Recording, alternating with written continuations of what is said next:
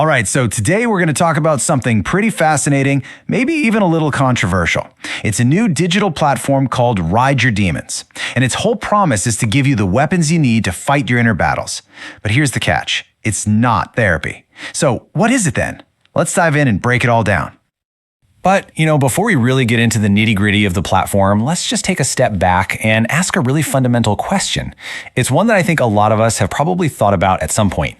Why is it so darn hard to get help sometimes? Well, it turns out there are some super common and very real roadblocks that just get in the way.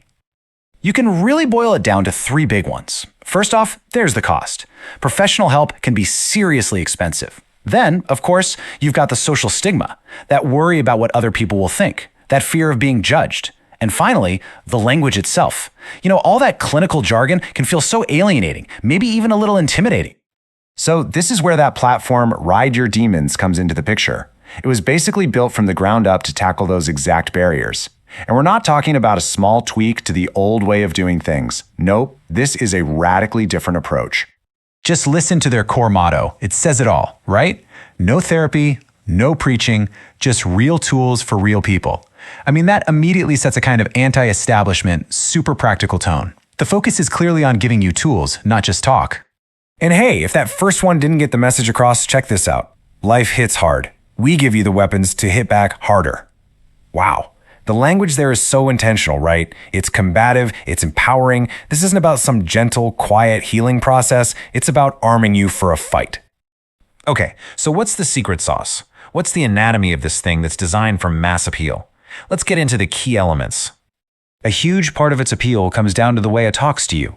Think about it. Traditional support often leans on all that clinical, academic, or sometimes even spiritual language. Ride Your Demons just doesn't. It's all raw, unfiltered, completely jargon-free. And that's a very deliberate choice, It's designed to connect with people who are just totally turned off by the usual self-help lingo. So that all sounds pretty compelling, right? But what are we actually talking about here? What challenges does it really address? Well, the scope is surprisingly huge. For starters, it dives right into some of the heaviest things any of us can go through. We're talking about major life crises like grief, trauma, and heartbreak. And it doesn't stop there. It also gets into those really personal internal struggles, things like addiction, that heavy weight of shame, or that feeling of being completely lost in an identity crisis. And what's really interesting is that it doesn't just treat these as one-size-fits-all issues. The platform actually tailors its content into specific toolkits for different groups, for men, for women, for teens and Gen Z, and even for really specific dynamics like fathers and sons. It's a way of saying, hey, we get that these challenges look different for different people. But that's just one part of how they make it accessible. Their core strategy is even more direct. And it really boils down to this. The entire platform, every single one of these tools, is completely free. And on top of that, it's completely anonymous. So right there, they've just knocked down those two huge barriers we talked about earlier, cost and the fear of judgment. The whole idea is to make it open to absolutely anyone, no matter what their bank account looks like or how much privacy they need. But it's not just about handing you a bunch of tools and saying, good luck. There's one more really crucial piece to this whole model, and that's the promise that you don't have to do it alone. And they make that happen with a chat app. You can jump into real-time rooms, you can send direct messages. It basically creates this whole network of peer support. The idea is simple. Nobody has to face their struggles all by themselves. Okay, so we've talked about the appeal, the language, all the features, but we need to pause here because there is one more piece of the puzzle, and honestly, it's the most critical part of this whole conversation. And I'm going to read this quote directly from their site because it is so important. They are crystal clear that their content is, quote, not a substitute for professional medical, psychological, or legal advice, diagnosis, or treatment. See, this isn't some fuzzy gray area. It's a very hard line in the sand.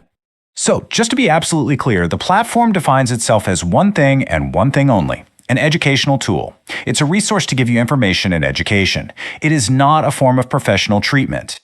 And that distinction, right there, that it's a tool, not a treatment, that is the absolute key to understanding this whole model responsibly.